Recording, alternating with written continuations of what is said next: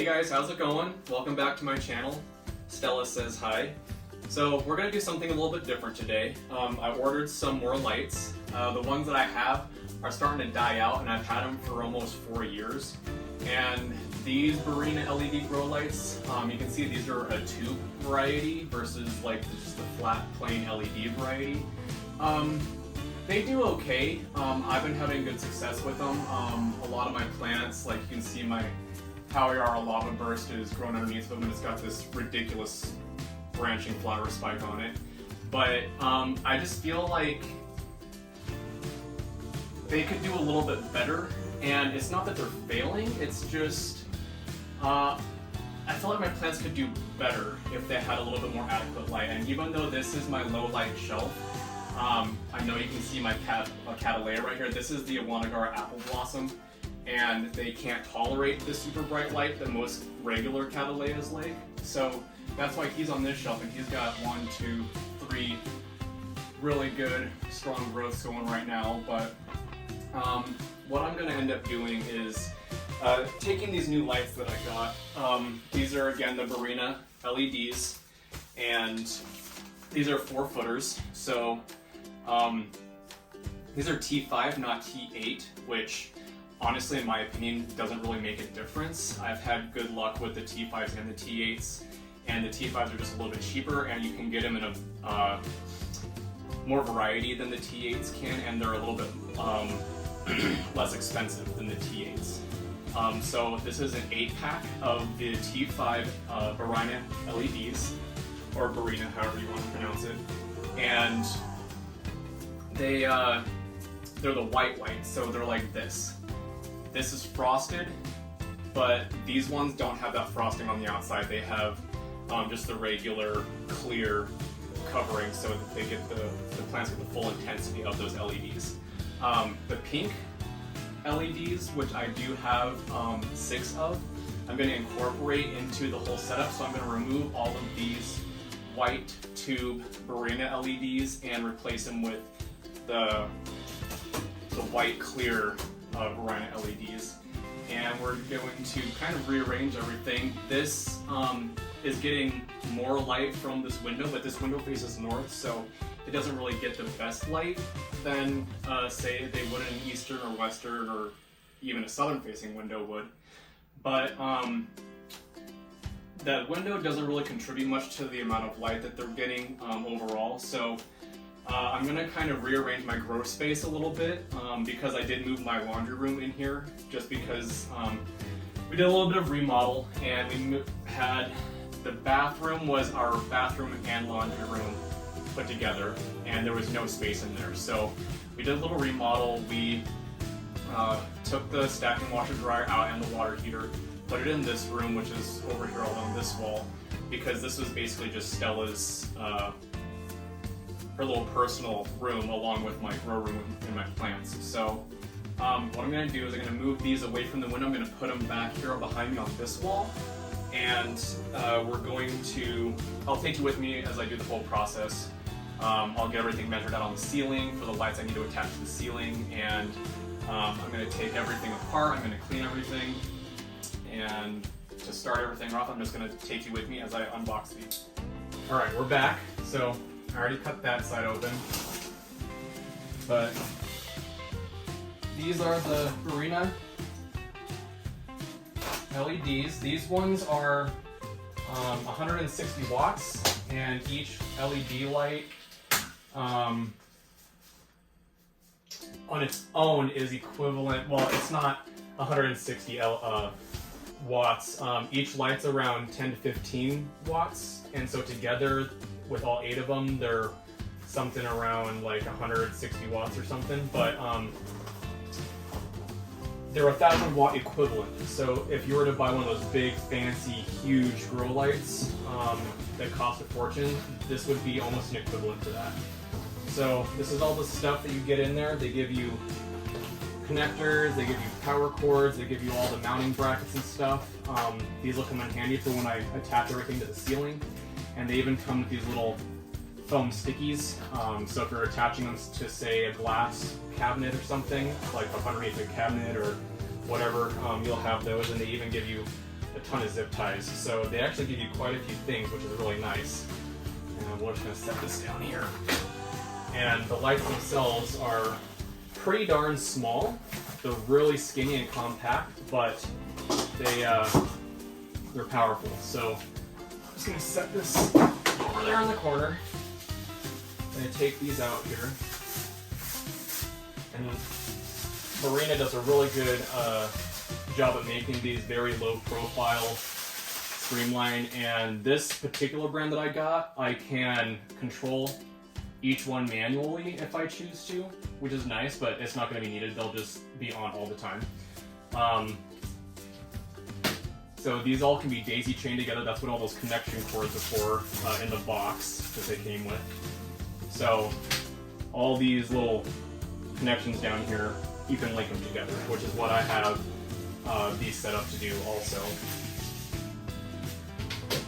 It just makes everything a lot more simple and easy to work with instead of having 20 grow lights and 20 individual cables, power cables to the setup. You just have one or two cables that have that on switch on them, and then you can link the rest of them to turn on the same time, obviously, through that chaining method. So these ones, they're actually a lot smaller than my original ones are, and I am totally okay with that just because I don't have very much space to work with as it is, and these ones will do a really good job about maintaining that compact, sleek, low profile design. And I think these are only 1 inch by 1 inch squares, and they're 4 foot long. So I'm going to set up the white ones, these new white ones, and I'm going to set up the pink ones with them in a certain pattern so that each shelf has a select amount of light, whereas everything on the very top shelf that's getting light from the ceiling, those ones are all my Catalays and my Vandis, so they like it hot and humid. They're going to be getting 3 pink LEDs and 2 white LEDs, and then the top shelf, middle shelf, and bottom shelf are just going to get 2 white lights and 1 LED in the middle of them, or 1 pink LED in the middle. So that way they'll be sure to get plenty of adequate light and the full intensity, because this isn't the frosted version, whereas all my other 2 Barina LEDs are the frosted covering. So I'm just going to set these up the way I just explained, 2 white, 1 pink on each shelf, and then the ceiling for the cats and the Vandas will do 3 pink and 2 white, just because they do need a lot more light and they benefit greatly from that. So I'll set this up and I'll grow my plants that way for maybe a month or 2, and then if I decide that some plants need more light or some plants need less light, I'll move these around and or add the current frosted LEDs I have on top of the new ones that I have with the pink. So that's basically only if I see some of my plants need a little bit more light. So I'll put these to the side and I'll start measuring the ceiling, getting everything figured out for the ceiling mounts, and then I will take you with me when I get all that done and show you how I set everything up and make sure they are positioned properly so that they're evenly spaced and each shelf is getting the most amount of light it can with what I currently have. Okay guys, so I I got the top lights measured and installed. I moved my rack over. Now I just gotta finish putting up the rest of the lights and spacing them out evenly. And I think I'm gonna do something different this time. Instead of doing what I mentioned earlier, doing the 2 white and 1 pink, I think I'm actually gonna just keep these tube lights, 1 on each side, 1 on the outside of the rack, so that there's 5 sets. So that there's 1, 2, 3, 4, 5. And because these are a little bit dimmer and they're frosted, they shouldn't contribute too much more light than they already were. So that's just gonna give this top shelf for my lower light orchids just that much more, but it's not gonna be the bright, direct, intense light that the LED, the white and the pink LEDs are going to be giving the plants is going to be this frosted kind of mellow light. It's just a little bit more to keep them happy. So if this cat that's sensitive to high light wasn't getting any kind of anthocyanin development before, it definitely should now, and that'll help it bloom.